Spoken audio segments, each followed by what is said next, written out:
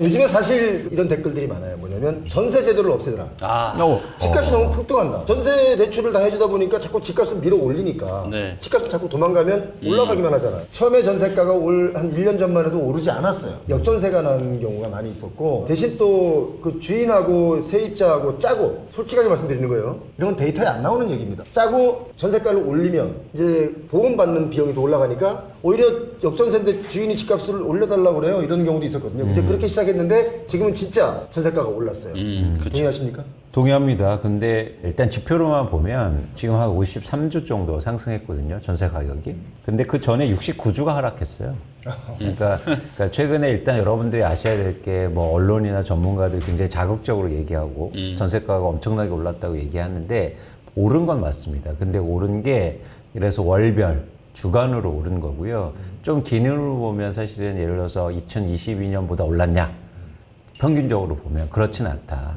그리고 또 하나 그래서 더 보고 싶은 건 전세 가격의 변동폭이 커졌다는 거예요. 저희가 어떤 시장을 볼 때 이런 변동폭이 커졌다는 건 사실 불확실성이 확대됐다는 거고 그만큼 시장이 불안정하다. 그렇죠. 그러니까 여기 이런 걸 보고 전세 가격이 계속 오를 거야. 아니면 막 계속 엄청 빠질 거야. 이렇게 얘기하는 것보다 지금 시장이 되게 불안하다. 이렇게 판단하고 진단하는 게 맞다는 생각입니다. 그렇죠. 지금 이제 전세는 올라가고 있는 거는 당연히 맞고요. 근데 문제는 사실 이 정도의 공급 물량이면은 전세 수급이 훨씬 더 좋아야 되거든요. 그거 대비해서는 지금 전세 시장이 뜨겁진 않아요. 그리고 많은 분들이 이제 전세가는 올라가는 것만 알고 있고 보통 전세가가 떨어질 때는 공급 폭탄의 이런 이슈 때문에 떨어지는데 서울에 22년도에 공급 폭탄이 있었나요?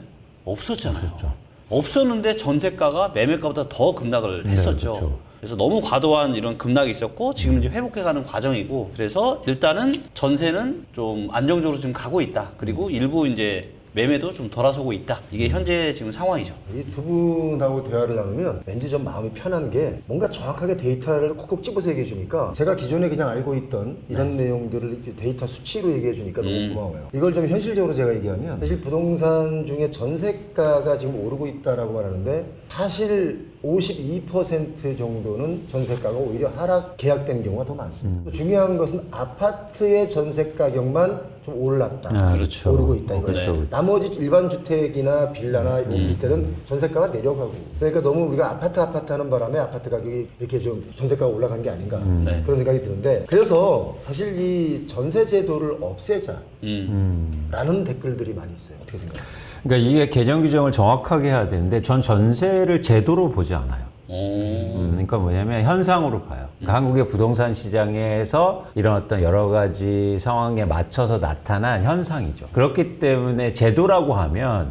사람들이 만들어낸기 때문에 없앨 수 있습니다. 근데 현상이기 때문에 못 없어요. 구조가 바뀌지 않는 한. 그렇죠. 그리고 자연스럽게 어떤 변화가 일어나는 거지. 자, 이제부터 없애! 이런다고 해서 없앨 수가 없다는 거죠. 네. 현실적으로 그리고 전세 보증금이 거의 뭐 1,000조 원 이상 나갔다고 하는데 네. 그걸 어떻게 다 없앱니까?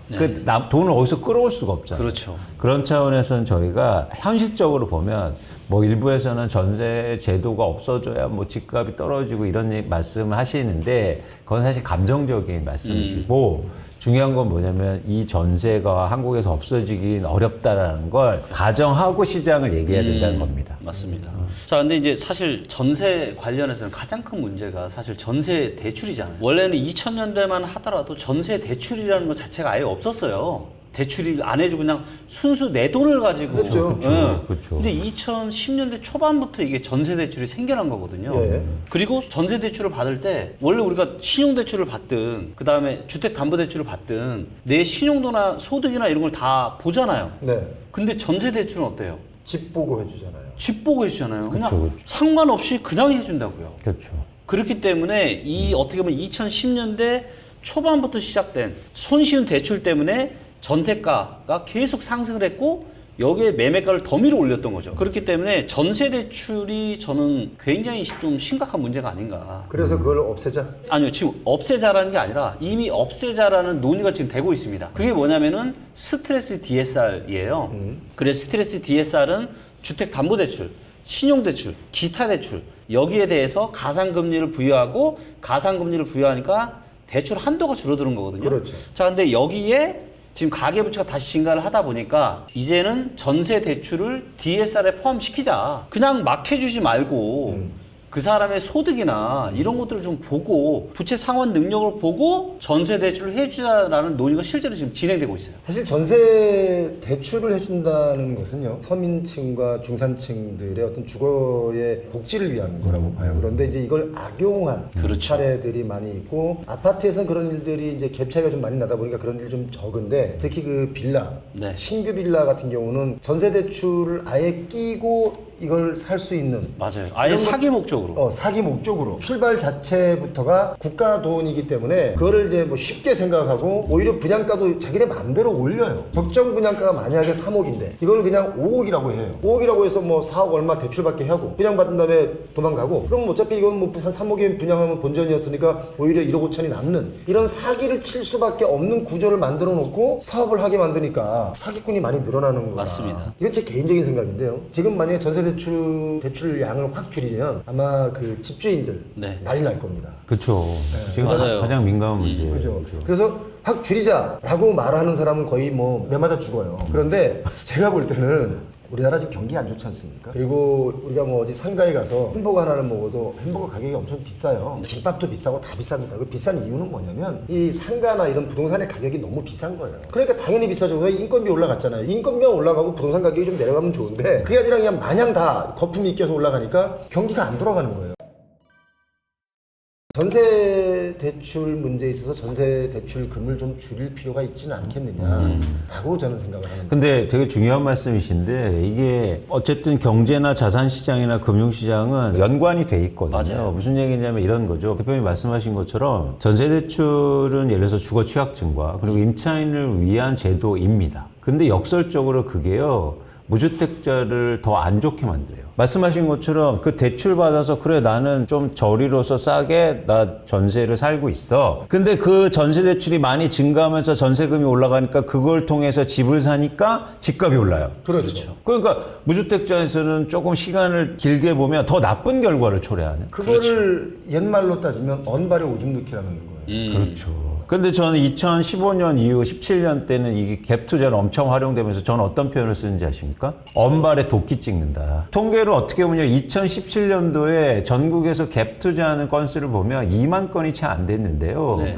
5년이 지나니까 그게 20만 건으로 증가합니다. 충격적이죠. 그러니까 이게 전세를 대출해줘서 그래 나는 전세금 올라가서 어쨌든 임차를 사라. 이렇게 해서 그 시점에 좋았는데 결국엔 그게 다 맞아요. 갭 투자로 활용되고 네. 돌고 돌고 집값을 돌아서. 엄청나게 올리는 게 맞습니다. 돼. 그러니까 무주택자는 영원히 내가 전세 살아야지 이게 좋은 게 아니잖아요. 네. 그러다 보니까 그러면 이제 중산층이 집을 좀 사주고 또 서민층도 올라와서 경제상이 올라와서 집을 사줘야 내 집을 마련하는 분들이 많아질 거 아니에요. 근데 그게 아니라 지금 기본적으로 한 50%는 주택을 보유하고 있고 한 45% 분들이 주택을 보유하고 있지 않단 말이에요. 그런데 이 주택을 보유하고 있지 않은 분들은 그냥 무작정 전세 대출 왜 안 해주냐 이렇게 나오면 대출해주면 말씀하신 대로 계속 내 집은 못 사는 경우가 지금처럼 벌어지는 거기 때문에 저는 좀 과감할 필요가 있다. 조금씩 감내해 나갈 수 있는 한도 내에서 조금씩 정상화시켜야 된다라고 저는 개인적으로. 제가 한 말씀을 드리고 싶은데 이 투자화돼 있고 이미 시장이 그렇기 때문에 저는 규제보다도 인센티브를 줄여야 된다고 생각해요. 그러니까 예를 들어서 이거죠. 그럼 전세보증금 올려, 대출 받아서 올려요. 임차인들을 위해서. 대신 그거를요 못 쓰게 하는 거예요. 임대인들이. 그 돈을 그 돈을 예를 들어서 집값의 70% 이상의 보증금을 받으면 그래 받아. 좋은데 70% 이상은 다른 데 예치해놔. 신탁이야, 신탁. 그렇죠. 대신 국공채 이자는 줄게. 대신 그 이용해서 집은 못 사요. 그러면 내 인센티브가 주는 거잖아요. 그럼 내가 굳이 전세금을 올려달라고 하는 사람도 줄 테고 갭 투자도 많이 없을 거 아니에요. 그러면 또 그런 얘기는 나오지. 왜 내 개인 재산을 나라에서 그런 식으로 관리를 하냐. 개인 자산이 아니죠. 누군가의 자산이잖아요. 돌려줘야 될 자산이잖아요. 그렇지, 빌린 돈이라고. 그렇죠. 자기 돈이 아닙니다. 지금 그거 못 돌려주니까 전세 사기가 문제된 거잖아요. 그렇죠. 아니 지금 돌려줄 수 있으면 왜 전세 사기가 나타나요? 그러니까 제가 볼 때 집값의 70% 이상은 집값이 떨어지면 못 돌려줄 수 있단 말이에요. 그러니까 70% 이상 당신이 받으려고 하면 받는 거 좋아. 근데 그거는 활용하지 마. 집 사는데. 아니면 다른 데 주식 사는데. 이제 그렇게 된다면 지금 이 말씀에 할 얘기 있는 것 같아요. 아니 그런 건 아니고요. 아니 굉장히 머릿속으로 많은 생각이 드는 거예요. 아 그렇게 만약에 만들어지게 되면 또다시 편법을 누군가는 또 거기서 또 머리를 써서 뭔가 또 아마 할 거예요 또. 완벽하다라고 해서 만들어 놔도 어딘가에 그 허점을 또 만들어서 아, 그럼요. 악용하는 사람들이라는 게 네, 있어. 네. 전세 자금이 사실 빌린 돈이잖아요. 이 사람이 낸 돈을 내가 빌린 거야. 그렇죠. 이 사람이 당장 나간다고 달라면 줘야 되는 거야 원래. 네 맞아요. 그래서 뭐 2년 이런 걸 하는데도 불구하고 아무튼 나간다면 줘야죠. 근데 못 돌려주니까 진짜 펑크가 나니까 안세 부르고 네. 심지어 잠적하고 그렇죠. 이 사람은 어디서 지금 돈을 띄겨서 못하니까 이 집은 경매로 넘어가고 그렇죠. 뭐 이런 일이 벌어지잖아요. 맞습니다. 저는 기본적으로 전세가를 법적으로 지역 균형 있는 가격을 만들어서 50%를 넘기면 안 된다. 기준점을 좀 잡아주면 제 얘기도 좀 틀리는 것도 있겠지만 잡아주면 아무래도 마냥 막 집을 사서 투기하고 투자하는 수요는 좀 줄어들지 않을까. 저는 사실 제일 무서운 단어가 뭐냐면요. 어디 아파트를 내 돈 2천만 원 주고 샀어요. 1,000만 원 주고 샀어. 1,000만 원 주고 샀어요. 아, 물론 투자하시는 분 입장에서는 아주 훌륭한 투자일 수는 있으나 만약에 조금이라도 집값이 내려가거나 무슨 변동률이 생긴다면 바로 이거는 해결이 안 나는 수가 있거든요. 근데 말씀하시는 것도 사실은 하나의 방법인데 이제 어떤 경제학적으로 어떤 얘기가 그럼 있냐면 이게 가격 상한제거든요. 그게 가격 상한제가 되면 공급이 안 일어나요. 그리고 그 공급의 질이 떨어지기 시작해요. 그러니까 예를 들어서 임대료 상한제를 하면 그러면 임대 공급이 충분하게 안 이루어지고 그리고 그 질이 떨어지는 거죠. 네. 자, 이 문제를 어떻게 해소할 건가가 문제인데 저는 이거 해소할 수 있다. 여기에 공공이 뛰어들면 돼요. 그래서 공공이 질 좋은 주거 취약층을 위한 공공이 그 시장에 참여하는 순간 일종의 매기 역할이 되는 거예요. 그래서 뉴욕 같은 데가 문제가 생긴 건데 그걸 민간하면 맡겨놓으니까 그 집이 완전 노후화되고 관리도 안 하고 임대료 상한제 때문에 네. 그러니까 여기서 공공이 그럼 뛰어들어서 안정적인 임대 공급을 해줘라. 그러니까 우리나라는 그게 필요한 거죠. 네. 그리고 또 이제 저는 이제 사업을 하다 보니까 이런 게 있는 것 같아요. 뭐냐면 지금 이제 트렌드가 좀 많이 바뀌고 있는데 적정한 이 전세 가격을 위해서는 어떻게 보면 이 공급을 수요에 맞게끔 적정하게 해주는 게 굉장히 중요합니다. 근데 그동안은 정부나 기업에는 사실은 어떻게 보면 좀 주먹구구식으로 그냥 어디 잘 된다더라 거기 또 왕창 짓고 그래서 이제 뭐 인천이나 대구 같은 입주 폭탄도 있고 또 분위기가 안 좋으면 무서워서 사업 못하니까 공급이 또 부족해지고 근데 저는 이런 것들이 조금씩 바뀌고 있는 것 같아요. 오. 왜냐면 이제 국토연구원 같은 경우도 지금 만들고 있는 게 뭐냐면 지금 지역별로 적정 입주 물량 공급 물량이 얼마인지를 AI 모델을 지금 만드는 이런 프로젝트를 하고 있고 모 건설사와는 지금 수주 유망 지역이 어디냐 어디에다가 공급을 하는 게 좋죠. 이런 것들 이제는 다 데이터로. 지금 앞으로는 뭔가 어떤 공급 사이드 측면에서 좀 효율적으로 좀 이루어질 수 있을 것 같아요. 그리고 특히나 이제 전세 같은 경우는 저는 뭐가 문제냐면 그동안은 인구가 성장하고 경제가 성장을 했기 때문에 어떻게 보면 이제 전세 가격이 계속 우상할 가능성이 높았죠. 그렇기 때문에 대출을 해줘도 크게 문제가 될 소지는 별로 없었다. 근데 하지만 이제는 세상이 완전 바뀌고 있잖아요. 지금 인구는 쪼그라들고 있고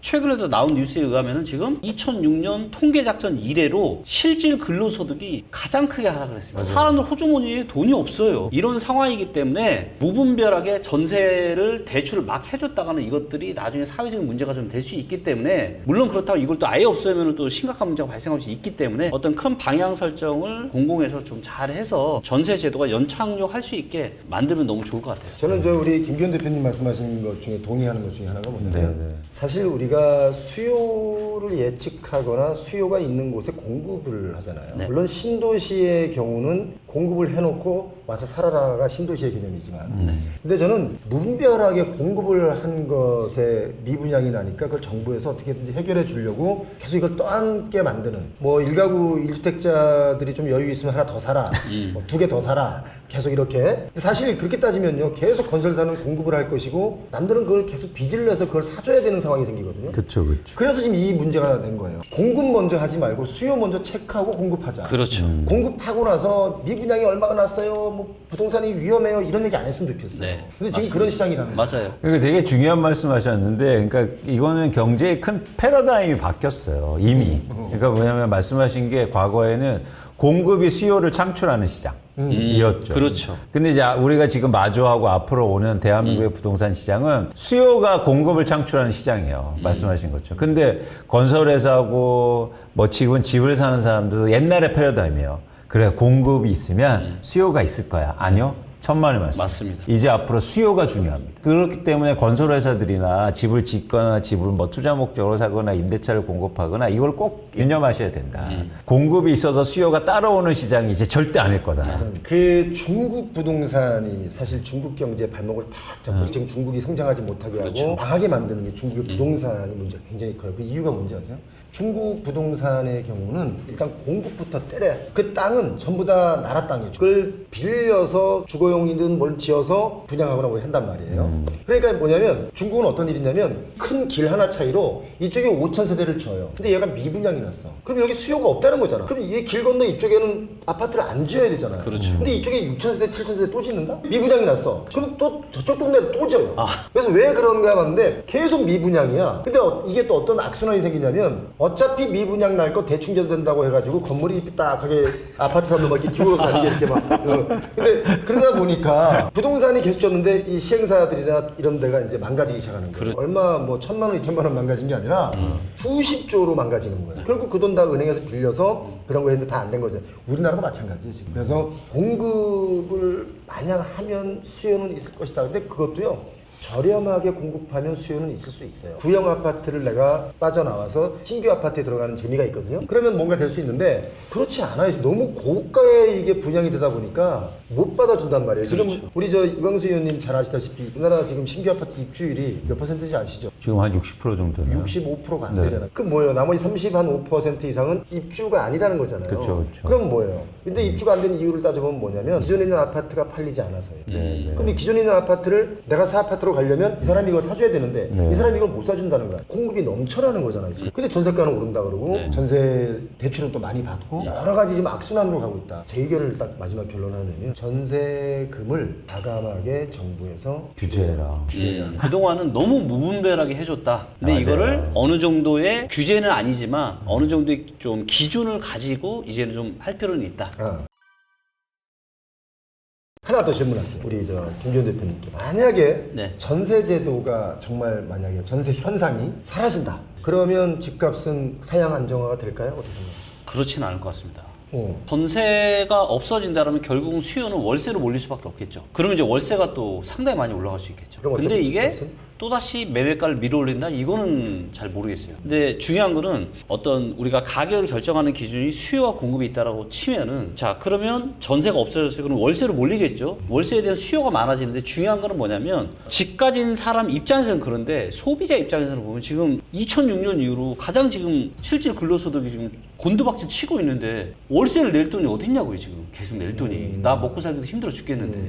그렇기 때문에 일단 가장 중요한 거는 지금의 집값이 좀 정상화가 돼야 좀 되지 않을까 생각합니다. 어떨 것 같습니다. 저는 그러니까 다른 조건을 통제한 상황에서 만약에 전세 제도가 전세 현상 뭐 이런 게 없어진다 그러면 우리나라 집값 폭락하죠. 그러니까 버텨내지 못할 거예요. 왜냐하면 누군가가 이만큼의 돈을 빌려줘서 이만큼의 값이 있는 집을 사게 만들고 이만큼의 돈을 누군가에게 전가해서 전세를 드렸는데 이 사람이 돈이 없으니까 나라에서 돈을 빌려준 거 아니에요. 그렇죠. 그러니까 계속 돈을 빌려주면서 빚을 내게 하면서 집값은 계속 밀어 올렸단 말이에요. 근데 이만큼 대출을 안 해주고 이걸 월세로 돌린다. 그럼 내가 이 집을 살려면 내가 이 정도의 돈을 갖고 있어야 누군가가 월세로 들어올 거 아닙니까? 그럼 나는 그 은행에서 내가 뭐 빌리든 뭐 어쨌든 아무간에 뭐 어떤 수를 내서라도 이걸 샀는데 월세를 받으면서 그 이익을 좀 내가 가져간다. 이 개념이 될 수 있기 때문에 집값은 그때 되면 폭락할 수 있다. 또 왜냐면 지금 한국의 그 대한민국의 부동산 가격은 전세로 쌓아올린 성이기 때문에 전세가 없어지면 그 성은 무너지게 돼 있어요. 자, 그럼 여기서 또 한 가지 질문. 전세 제도가 만약에 이제 없어진다 이런 얘기도 우리가 다 했는데 정부 입장에서는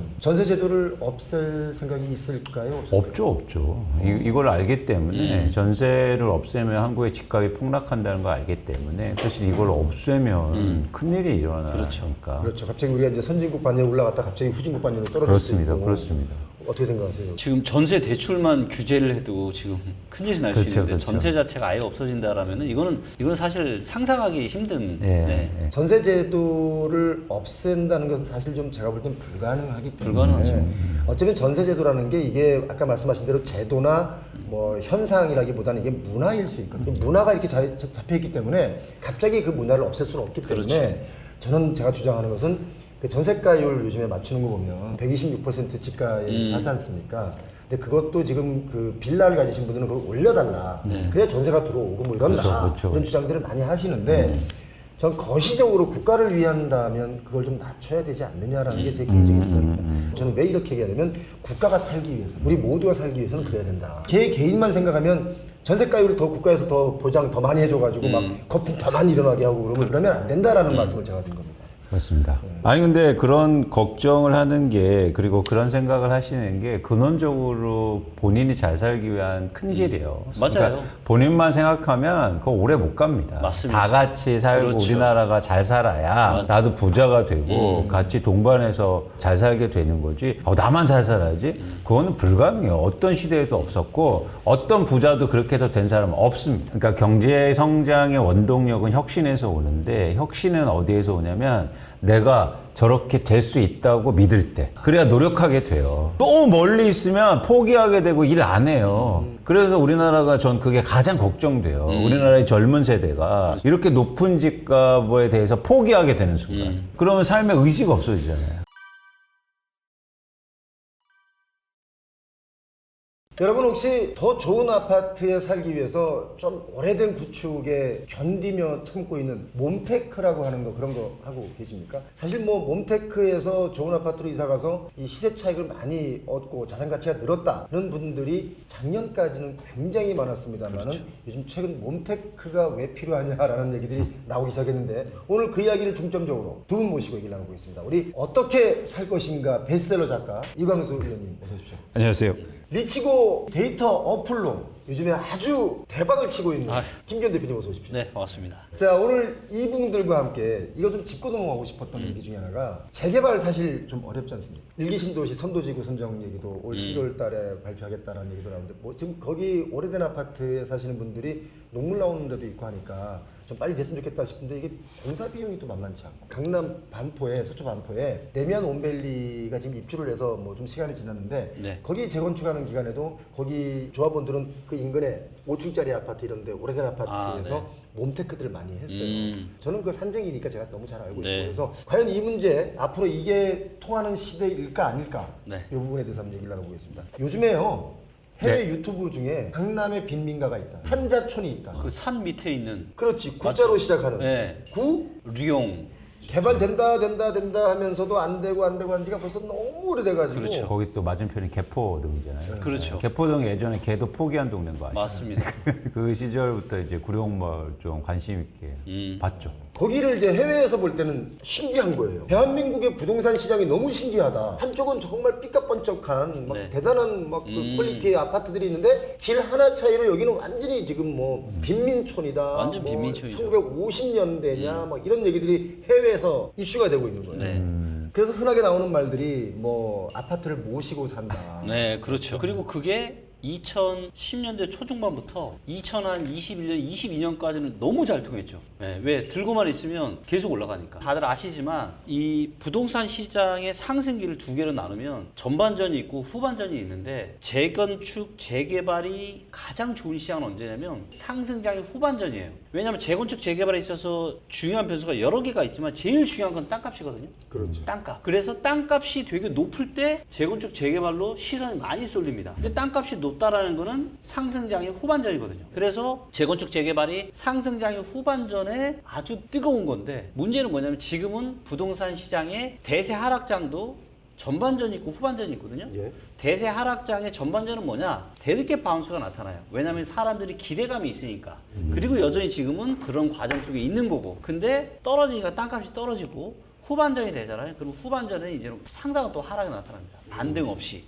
예, 그렇기 때문에 당분간은 재건축, 재개발이 진행이 되기가 저는 쉽지 않다. 사실 제가 얼마 전에 일기 신도시 선도지구 선정에 관련된 얘기를 제가 드리면서 빨리 가면 참 좋겠다. 그랬으면 제발 좋겠다. 그런데 과연 이게 진행이 과연 잘 될까? 이해관계도 있지만 여러 가지 건축 비용에 대한 문제 그렇죠. 있거든요. 어떻게 보세요? 재건축, 재개발에 대해서. 저는 재건축 재개발이 그동안 주목받은 가장 큰 이유는 역설적으로 규제가 있었기 때문이라고 봐요.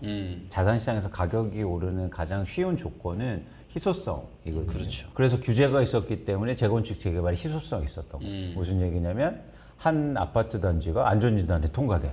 그럼 폭등하는 거예요. 그것만 됐으니까. 그러니까 희소성이 있었기 때문에 그런 기대감이 컸던 거죠. 근데 지금은 규제 완화를 대폭적으로 다 해주잖아요. 네. 너도 나도 플랜카드 붙여놓기 시작했습니다. 너도 안전진단 통과하고 나도 안전진단 타고 나도 조합 설립하고 막 이러니까 희소성이 없어지고 있어요. 아직까지 시장의 참여자들이 거래가 많지 않으니까 인지하지 못하는데 네. 사실 이게 점점 더 강화될 겁니다. 그렇게 되면 이제 쉽게 말해서 집을 사는 사람은 내가 왜 재건축 재개발을 왜 이걸 이 가격에 사야 되지? 이렇게 선택사항이 많은데 이러면 사실은 재건축 재개발이 투자로서 좋은 방법인가? 이런 회의감들이 되게 많이 생기겠죠. 네. 그런 차원에서 오히려 이게 규제의 역설이죠.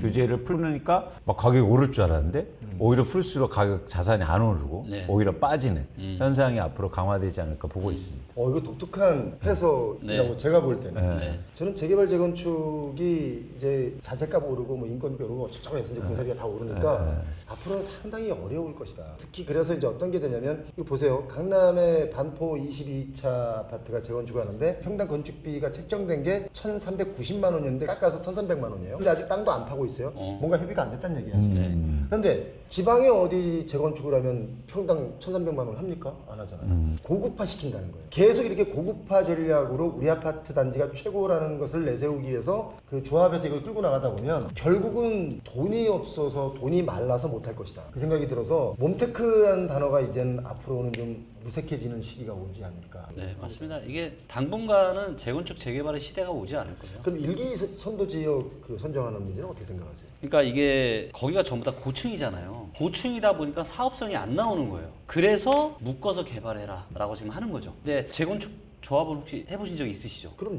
네. 어떠셨어요? 기다리는데 사실 너무- 인내심이 그쵸. 필요하죠. 그리고 막 조합원들끼리 막 서로 그냥 의견이 너무 다르고 뭐하고 또 중간에 시공사 바꾸고 고소하고 고발하고. 그러니까요. 그런데 단지 하나만 해도 그런데 이거를 같이 묶어서 한다? 아, 이거를 통일시키는 그 과정이 저는 정말 녹록지 않을 것 같아요. 근데 이게 통일이 될 수는 있는데 그러려면요. 부동산 시장이 상승장이에요. 대세 상승장. 그럴 때는 돈이 되니까 의견이 금방 일치가 의견이 되죠. 금방 일치가 되는데 지금은 절대 대세 상승장이 아니거든요. 그리고 그거를 알기 때문에 정부가 규제를 푸는 거예요. 만약에 지금 상승장인데 그렇게 규제 풀었잖아요. 폭등하고 난리가 났겠죠. 근데 정부가 아무리 해도 지금 뭐 있나요? 별로 없잖아요. 왜? 대세 하락장 중에 지금 그런 과정이 있기 때문에. 그래서 재건축 재개발의 시대는 분명히 또 옵니다. 하지만 거기까지 오기에는 상당히 좀 오랜 시간이 좀 걸릴 수 있다.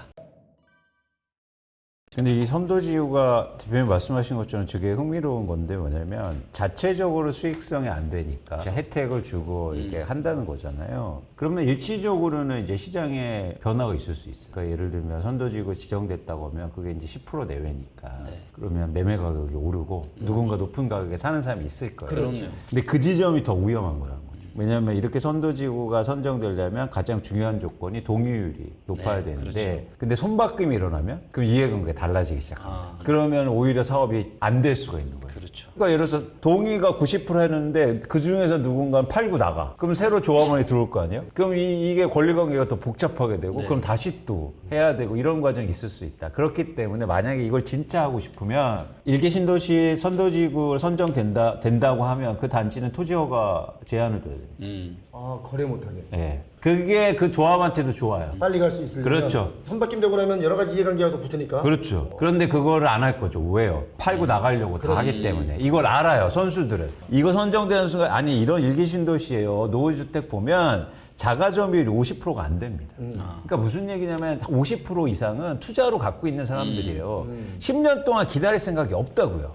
50%는 막 살기 힘들고 주차장 밀어야 되니까 난 빨리 하고 싶어 하는데 안타깝게도 50%는 지금 이거 하면 나 빨리 높게 팔고 나가야지. 그럼 만약 그게 거래가 되고 새로운 조합원이 들어오면 이거 어떻게 되겠습니까? 지금 분당 같은 경우는 선도지구 그 예상 지역이 있지 않습니까? 네. 네. 거기 이미 호가가 올라갔고 기존에 내놨던 가격을 다시 걷어들이고 막 이런 경우 있어요 지금 현재. 그렇죠. 그렇기 때문에 사실 그게 거래가 되고 이러면 또 복잡하게 돼버린다. 그래서 진짜 원하신다면 이 조합원들은 거래 안 되게 막아야 된다. 스스로 조합끼리. 이번에 선도지구 선정하는 거 보니까 정성평가보다는 정량평가를 기준으로 하기 때문에 주민들의 의견이 굉장히 중요하거든요. 그렇죠, 네. 그렇죠. 그런데 주민들의 의견이 중요해서 뭐 빨리 간다고 하더라도 지금 말씀하신 그 내용이 포함되면 또 빠그라지고 못 가고. 그래서 그것까지 제약 조건이 났는데도 동의하는 데가 진짜라는 거예요. 그 사람들이 진짜 필요로 하고. 손바뀜이 되고 난 뒤에도 아니 손바뀜을 못하게 한 조건에서 선도지고 동의를 하면 그 조합원들은 진짜 원하는 거예요. 진짜 원하는 대로 해주지. 왜 투자로 갖고 있는 사람들이 엑시트하게 그걸 선정해 주냐는 거예요. 민주국가에서 어디 또 그렇게 빳빳하게 할 수 있을까?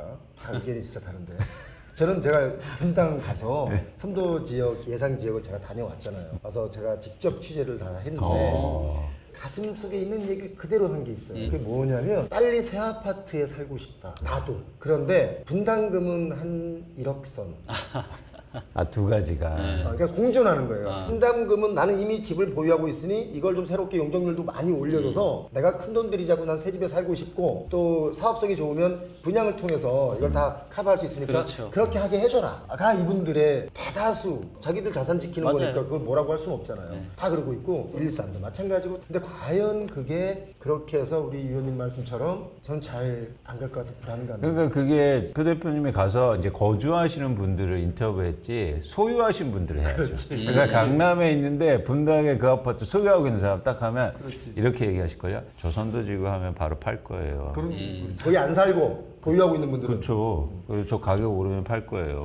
이러겠죠. 그래서 매도 호가가 올라갔나 보다. 그렇습니다. 그게 사실 본질이고 만약 그런 분들이 많으면 많을수록 역설적으로 안 된다. 사업. 뭐냐면요, 압구정 현대아파트 있죠. 압구정 현대아파트 뭐 재건축 때문에 제일 비쌀 것이다. 뭐 100억, 200억, 300억 갈 것이다. 이런 말도 하더라고요. 거기 40평 정도 되면 500억도 간다는 거야. 그 정도로 말이 안 되는 막 사고방식 갖고 있는데 그 압구정동 현대아파트 가잖아요. 그럼 재건축 반대하는 분들 되게 많아요. 그쵸. 거기 임차인들이 많이 살거든요. 이미 보유하고 있는 분들은 다른 데로 이사 가는 분도 있고. 자, 그러면 이게 이제 재건축이 안 된다 하면 이게 이제 리모델링으로 돌아서지 않을까요? 작년에는 리모델링 하려다가 지금 재건축으로 다시 돌아섰거든요. 그건 어떻게 보세요? 리모델링이 제가 알기로는 기술적으로 훨씬 어렵다고 하더라고요.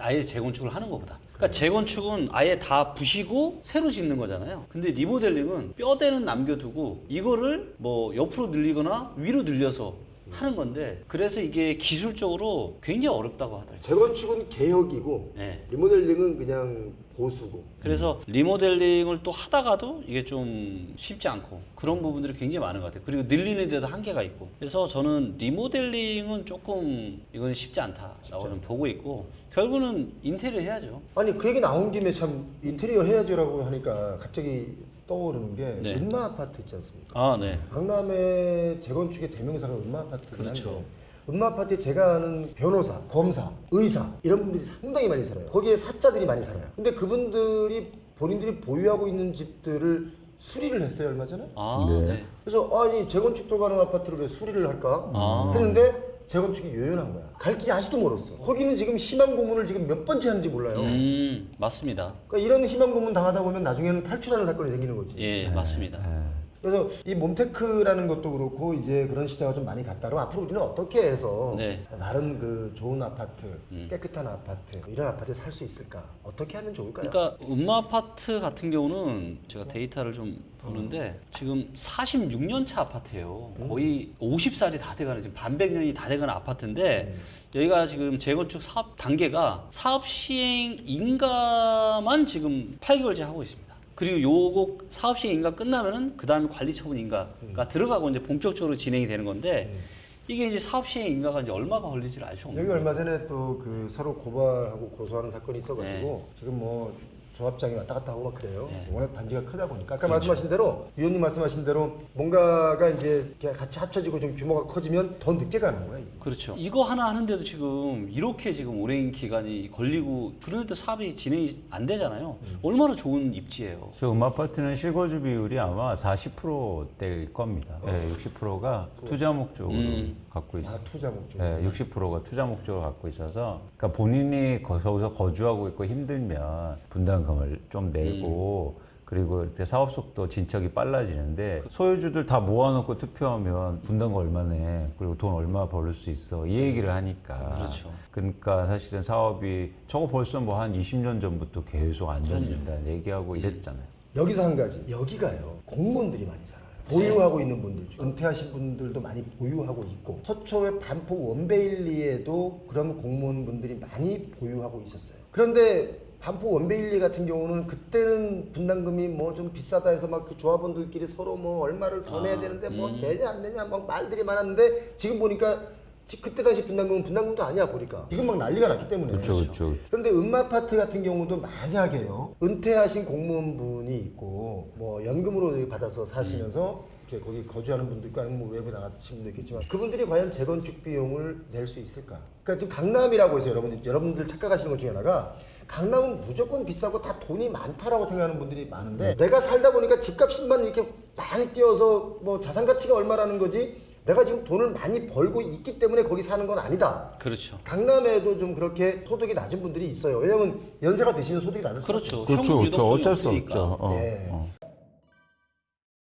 그렇기 때문에 이게 정말 조화롭지 않은 부동산 시장이다. 근데 이게 저는 솔직히 말씀드리면 이게 한 번은 터지는데 이게 과연 언제쯤 터질까가 저는 진짜 너무너무 궁금해요. 그거 맞출 수는 없겠지만 대략적으로 본다면 한 번 폭락 온다고 생각하세요? 어떻게 생각하세요? 저는 폭락이라는 게 과연 몇 프로 떨어졌을 때냐 이제 그 개념이 필요한데 예를 들면 뭐 집값이 10년 전으로 돌아간다. 폭락이죠. 네, 그렇죠. 근데 그러기는 쉽진 않다. 한국의 집값에서. 그쵸. 특히 우리가 전세가 있기 때문에요. 전세는 어떤 말을 얘기하냐면 일종의 사용 가치를 계속 의미하거든요. 그러니까 전세가 예를 들어서 서울 집값의 지금 평균적으로 52%인데 새 아파트 같은 경우는 거의 뭐 60, 70%까지 가잖아요. 근데 그 이하로 떨어져야 폭락이잖아요. 근데 그러기는 쉽지 않다. 그러니까 전세가 받쳐주는 거예요. 그래서 한국의 집값은 폭락하기는 좀 어렵다. 특히 전세 가격 밑으로 떨어지는 건 좀 상상하기 어렵다.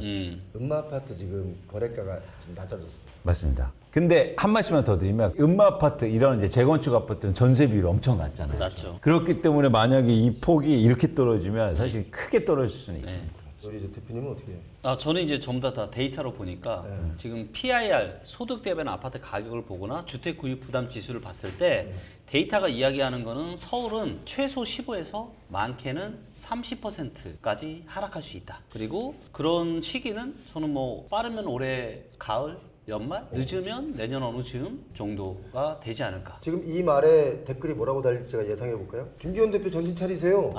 지금 아파트 값이 뛰고 있는데 무슨 얘기예요? 맞습니다. 요즘 그런 댓글 많죠. 왜냐면 단기 반등이 나타나고. 근데 이 부분도 제가 전망했잖아요. 그렇죠. 24년은 상중 하저가 될 거라고 제가 전망을 한 바가 했어요. 있잖아요. 맞아요. 그리고 이제 분명한 건 뭐냐면 지금의 부동산 시장 상황은 정상이 아니에요. 그러니까 어떻게 보면 지금 계속 지금 폭탄 던지기 뒤로만 지금 하고 있는 거죠. 그렇기 때문에 이것들이 언젠가는 한 번은 해소를 하고서는 그래야 우리가 진짜 대한민국 부동산 시장에 또다시 희망이 올 거다라고 저는 보고 있습니다. 대한민국에 왜 사계절이 있냐면요. 평균 기온이라는 게 있습니다. 평균 기온, 온도가 있어요. 여름이 무지하게 더우면요. 겨울이 무지하게 춥습니다. 이게 뭐냐면 자연적인 평균값이라는 게 있는데 20년, 21년, 22년, 19년부터인데 원래 우리 후세대, 우리 후배 세대들이 누려야 할 부동산의 상승분을 이때 다 해먹었어. 기성세대가. 맞습니다. 너무 많이 부풀려서 해먹었어. 지금 후세대가 먹어야 할 부동산 가치 상승분에 대한 것을 선배 세대가 다 먹고 나니까 이 세대들이 포기하는 분들이 많고 그럼 뭐예요? 이 세대가 결국 미래를 이끌어 나가다 보면 이 가격이 떨어지지 않으면 자연적으로 이게 살아갈 수가 없어. 평균 기온 맞추듯이 맞추게 돼 있다. 그렇기 때문에 이제 많은 분들이 보통 우리가 가스라이팅 당한다 그러잖아요. 2020년과 21년에 너무나도 큰 이 폭등에 아직까지 가스라이팅이 많이 되어 있다고 저는 봅니다. 분명한 거는 일반 분들이 아니라 정말 좀 선수분들은요. 지금 팔고 있죠. 네, 지금 실제 투자하시는 분들 거의 없어요. 그리고 어느 정도 기업을 크게 하시는 분들은 지금 다들 엄청 지금 비상경영 지금 하고 여러분 있습니다. 저기 강남에 네. 꼬마 빌딩 같은 거 옛날에 막 사려고 하는 사람들 많았잖아요. 투자하면 무조건 오른다. 네. 근데 지금 꼬마 빌딩 얼마나 많이 나와 있는지 아세요? 매물로. 그럼요. 지금 다시 반대로 이 분위기가 바뀔 수 있기 때문에 이건 좀 조심해야 된다. 그럼요. 라는 말씀. 사실 강남 제가 얘기 들어도 이제 좀 지겹습니다. 강남이 원래 이렇게 부자냐, 뭐 부의 상징하면 강남만 얘기하는데 다른 곳은 없냐. 강남을 대체할 만한 다른 곳은 또 어디 있으면 알려줘봐라 이런 얘기 많이 듣거든요. 두 분은 강남에 대해서 어떤 이미지를 갖고 계세요? 한국의 부동산 시장의 욕망의 상징이죠. 그러니까 욕망의 끝 정점에 있는 거고, 그러니까 모두 다 부동산을 내가 이제 사기 시작했다. 그러면 이제 끝을 강남으로 얘기하는 거죠. 그래서 나는 이제 시작했으니까 저 끝까지 갈 거야. 이런 계획이고 욕망의 정점에 강남에 있는 거죠.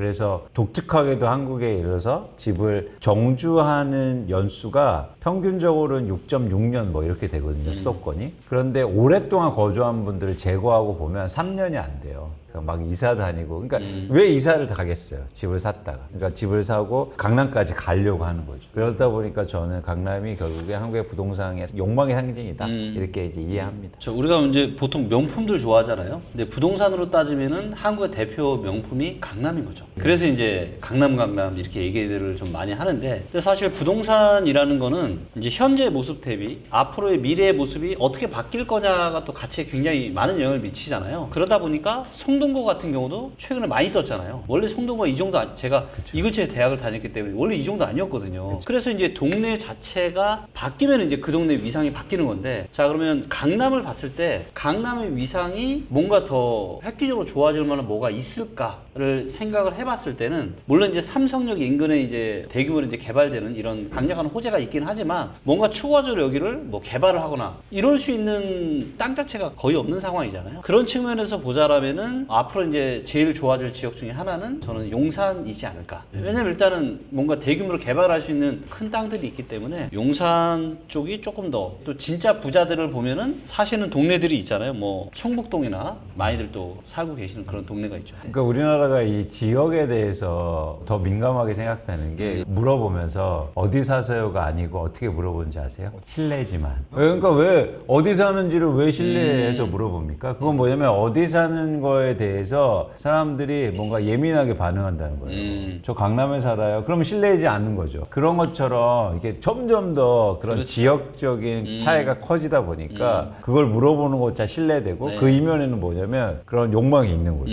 부촌을 얘기하면서 그런 거죠. 내가 갈 수 있는 곳이, 우리는 그런 생각을 갖고 있는 것 같아요. 그러니까 부촌이 있는데 우리가 막 라스베가스 이런 데 막 유명한 연예인이 살던 데를 욕망하진 않잖아요. 그렇죠. 미국 사람들. 근데 우리는 다들 강남을 욕망해요. 그러니까 나도 할 수 있어. 갈 수 있어. 그리고 누군가 갔대. 그러니까는 그게 눈에 들어온 거죠. 기사도 사실은 뭐 강남에 100억짜리가 최근에 거래됐대. 100억 원이. 근데 이상하게 거기 눈길이 가요. 네. 강남은 1980년대부터 개발이 이렇게 팍팍 됐지 않습니까? 그렇죠. 그러니까 지하철이 이렇게 그물망으로 돼 있어요.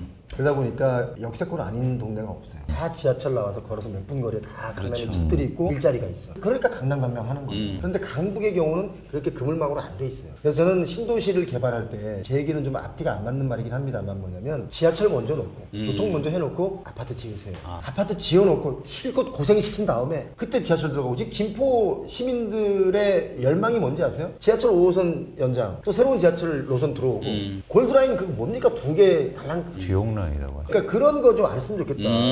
강남이 뜨는 이유는, 강남이 진짜 많이 대명사가 돼서 좀 얄밉긴 하지만 그래도 거기가 입지적인 측면과 인프라적인 측면에서는 대한민국에서 따라갈 자리가 없다, 현재까지. 그렇죠. 맞습니다. 그것 때문에 강남이라고 부르는 것 같아요. 네, 네. 자, 그런데 만약에 앞으로 뭐 집을 또 살 분들이나 뭐 투자하실 분들은 뭐 내가 강남에 들어갈 돈이 없으면 다른 지역에서라도 자산 가치를 올려야 되잖아요. 그런 건 또 어떤 데가 좋은지.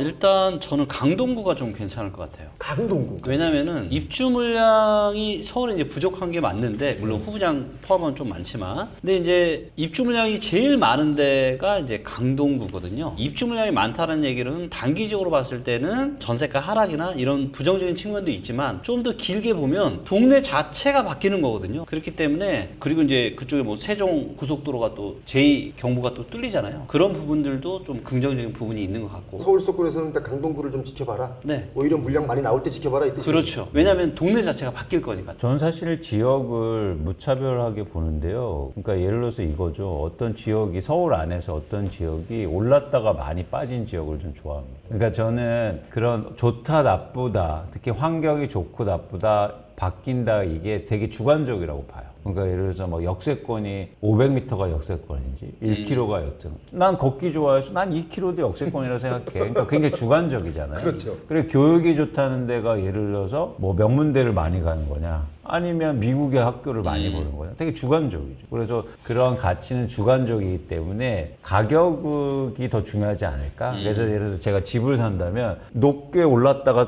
많이 떨어진대요. 가장 좋다, 저는. 그런 지역이 최근에 어디 있을까요? 아직 회복이 좀 안 되고 있는 지역은? 지역 어디 있을까요? 예를 들어서 지금 상황이라면 예를 들어서 노도강이 좋죠. 그렇죠. 노도강이 제일 많이 예, 떨어졌으니까. 그러니까 그런 지역은 기대감으로 많이 올다가 많이 떨어졌다는 거. 사람들이 누군가 기대감을 언젠가 할 수 있다. 근데 이 기대감이 떨어져서 사용가치 근처에 가까이 왔다면 저희가 내 집 마련할 때 오히려 그런 지역이 좋은 게 아닌가? 저는 가격을 보는 거예요. 예를 들어서 강남이 좋다라고 하는데 좋은 거 알죠. 근데 그 가격이 이미 다 반영돼 있다면 그럼 그게 좋은 건가? 그런 고민이 된다는 거죠. 거주의 가치와 미래 가치에서 미래 가치를 보자면 많이 하락해서 지금 머물러 있는 것이 좋다. 그렇죠.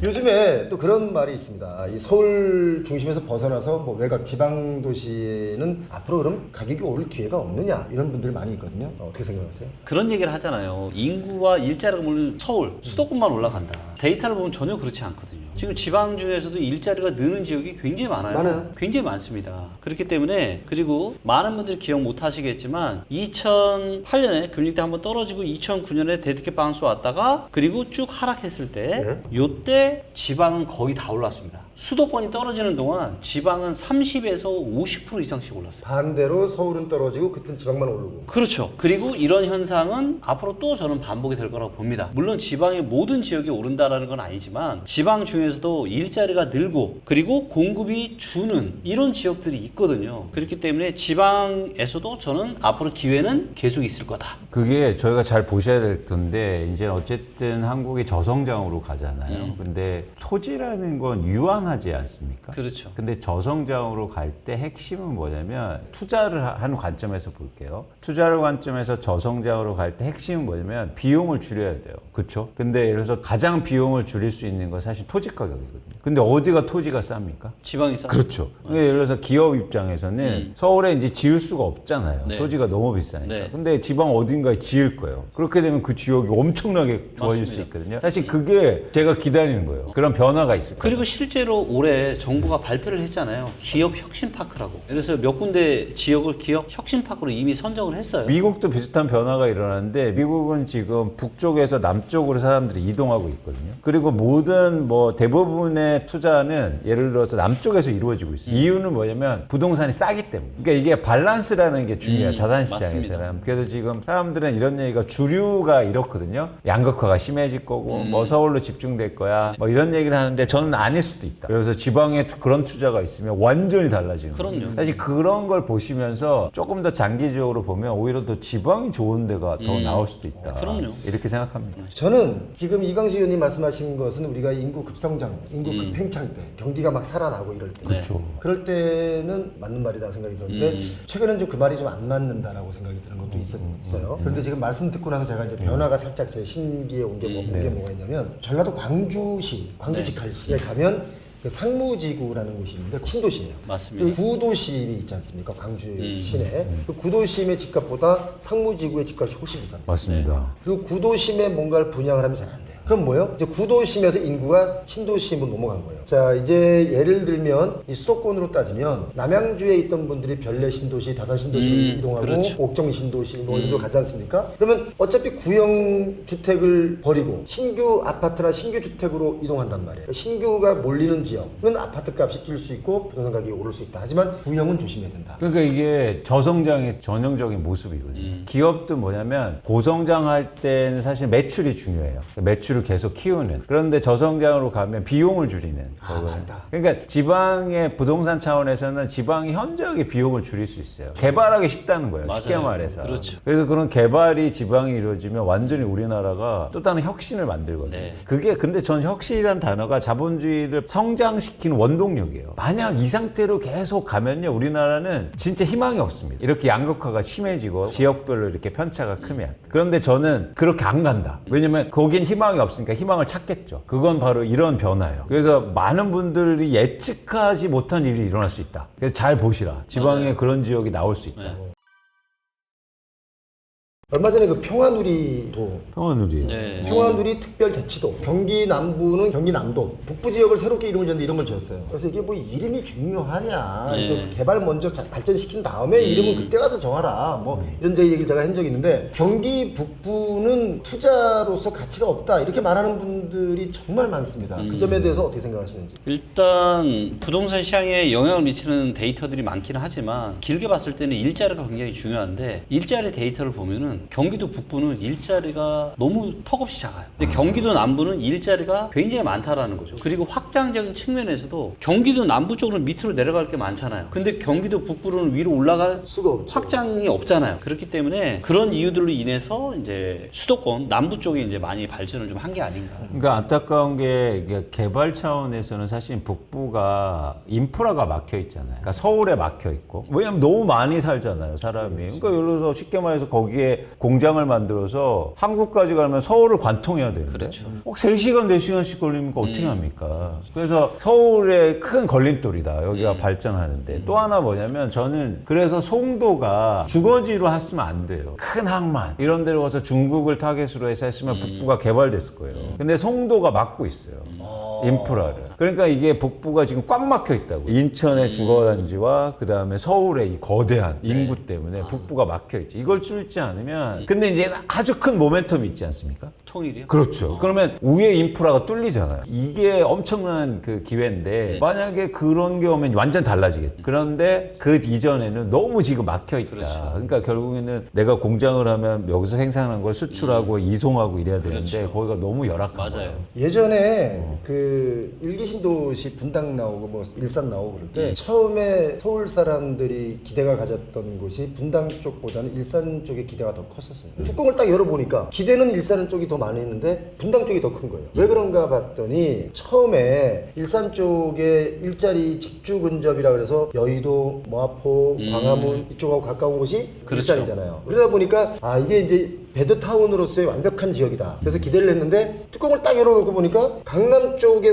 여기에 발전하다 보니까 그렇죠. 분당이 더 값이 막 뛰고 더 발전이 커지고 이렇게 된 거예요. 사실 좀 전에 우리 위원님 말씀하신 것처럼 송도가 막고 있고 서울이 막고 있고 하다 보니까 여기가 지금 개발도 그렇고 아까 일자리도 그렇고 이게 좀 작아진 게 아닌가. 그럼 앞으로 어떻게 이게 그러니까 이게 저는 이게 예를 들어 부동산 가격만 보면 우리가 또 잘못 얘기하는 게 있는데 뭐냐면 항아리라고 해서 막혀 있어야 좋다고 얘기하잖아요. 뭐 항아리 상권 뭐 네, 그건 상권에선 통할 수 있는데 부동산 전체적으로 그게 안 통해요. 왜냐면 같이 개발이 돼야 오릅니다. 강남이 오른 건요 역설적으로 분당이 개발돼서요. 그래서 강남이 오른 거예요. 그리고 분당이 오르는 건 그 외곽이 또 개발되기 때문에 오르는 거예요. 그렇기 때문에 상대적으로 여기가 막 새 아파트 생기고 그러니까 비싸게 분양되고 그러니까 뭐야? 이거 더 올라야지. 여기가 더 가까운데 그렇죠. 이런 측면이 있거든요. 그래서 저는 이 부동산이라는 건 개방성이 있어야 되고 중요하죠. 확장성이 있어야 돼요. 그래서 기대감을 계속 불러일으키게 됩니다. 그러면 뭔가 생길 거다. 그래서 뭐 유유토지가 많다고 해서 절대 가격이 빠지는 게 아니라 그런 게 많을수록 개발이 되니까 네. 오히려 막 이런 데 분양돼서 여기 집값이 빠질 때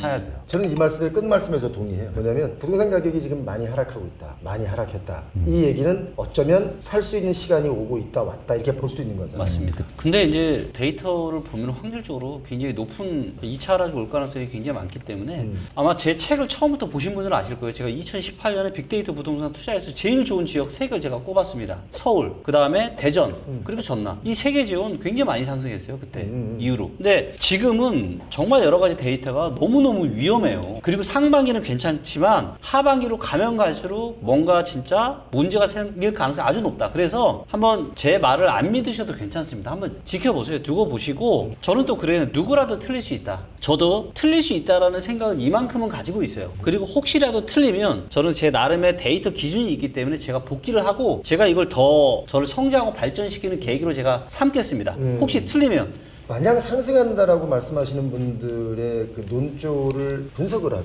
단군 이래 뭐 사락한 적이 없다라고 말을 해요. 예. 그렇게 따지면 뭐 내가 태어나서 지금까지 한 번도 안 늙은 적이 없어. 같은 거 아니에요. 네, 맞아요. 아니, 그러니까 제가 이제 조사를 해봤는데 최근 20년간 이로 하면 240개월이잖아요. 그 중에서 36%가 하락 개월입니다. 지표로 봐도 계속 상승하지 않았고 대신 이건 있죠. 뭐냐면 하락이 상대적으로 지표 지표만 보면 상승보다 하락률이 좀 낮게 나오긴 해요. 그러니까 그걸 더하기 빼기 하면 마치 오른 것처럼 느껴지는데 그런데 여기서 흥미로운 지점은 뭐냐면 저희가 이걸 내 집 마련이든지 아니면 투자로 볼 때 자, 뭐가 기회냐는 거죠. 64%에서 기회를 찾을 거냐, 36%에서 기회를 찾을 거냐. 그런 차원에서 여러분들이 고민하셔야 된다. 64%에서 기회를 찾다 보면 무리하게 일으켜야 되고 또 비싼 집을 살 수밖에 없어요. 근데 여러분들이 36%에서 기회 충분히 찾으실 수 있다. 오히려 그게 더 중요하다고 보는 겁니다.